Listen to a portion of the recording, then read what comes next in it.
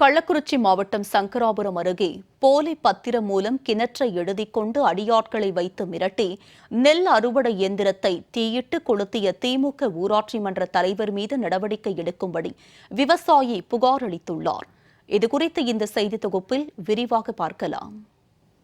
சங்கராபுரம் அருகே உள்ள மூக்கனூர் கிராமத்தில் திருமூர்த்தி என்பவர் தனது குடும்பத்துடன் வசித்து வருகிறார்.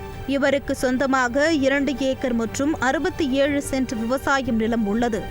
இந்த நிலத்தில் தனியாக கிணறும் உள்ளது. இதன் மூலம் விவசாயம் செய்து வருகிறார். அந்த தோட்டத்துக்கு அருகில் உள்ள இடத்திற்கு சொந்தக்காரரான சேகர் என்பவர் திருமூர்த்தி இடத்தில் கிடக்கும் கிணற்றை தனக்கு சொந்தம் என போலி பத்திரம் எழுதி கொண்டு கிணற்றில் ஜெனரேட் வைத்து மறைமுகமாக கிணற்று நீரை திருடியதாகவும், இதுகுறித்து கேட்ட திருமூர்த்தியை கிணறு எனக்குதான் சொந்தம் என்றும் கிணற்று நீரை அப்படித்தான் தொடர்ந்து எடுப்பேன் என்றும் ஆபாசமாக திட்டி சேகர் சரமாரியாக தாக்கியுள்ளார். இந்த வீடியோ தற்போது வெளியாகி சமூக வலைதளத்தில் வைரலாகி பரபரப்பை ஏற்படுத்தி வருகிறது.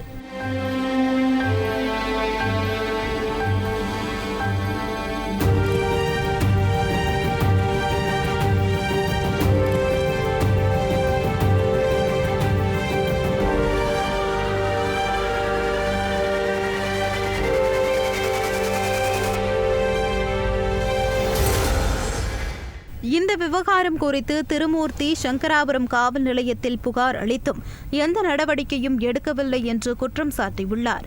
சேகர் மீது புகார் அளித்தால் சேகர் ஆதரவாளரான திமுக ஊராட்சி மன்ற தலைவர் ஜெயக்குமார் அடியாட்களை கொண்டு நிலத்தில் நிறுத்தி வைக்கப்பட்ட திருமூர்த்திக்கு சொந்தமான நெல் அறுவடை இயந்திரத்தின் மீது டீசல் ஊற்றி தீ வைத்துவிட்டு கொலை மிரட்டல் விடுப்பதாகவும் திருமூர்த்தி வேதனை தெரிவித்துள்ளார்.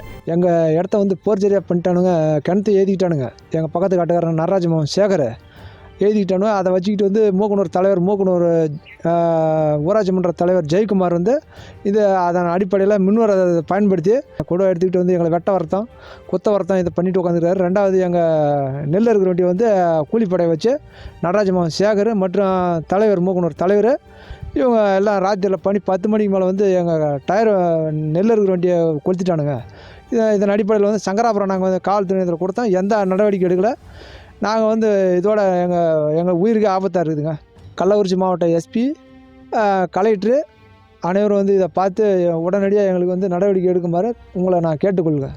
தனக்கு சொந்தமான கிணற்றை போலி பத்திரத்தின் மூலம் எழுதி மிரட்டல் விடுத்து வரும் சேகர் மீதும் அவருக்கு ஆதரவாக செயல்படும் திமுக ஊராட்சி மன்ற தலைவர் ஜெயக்குமார் மீதும் நடவடிக்கை எடுக்கும்படி மாவட்ட ஆட்சியர் மற்றும் மாவட்ட காவல் கண்காணிப்பாளர்களுக்கு திருமூர்த்தி வலியுறுத்தியுள்ளார்.